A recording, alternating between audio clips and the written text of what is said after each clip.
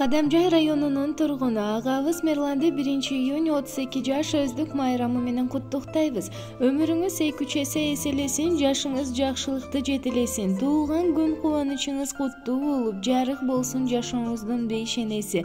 Ардактуу ага, бактылуулуктун курчоосунда, бакубат турмуштун улоосунда, аманчылыкта, ден соолукта, узак өмүрдө бар болушуңузду тилейбиз деп бир тууган энелери Нурлан, Эрлан жана Мирбек куттукташат. Бүгүн майрам, бүгүн той деп ушул жаздын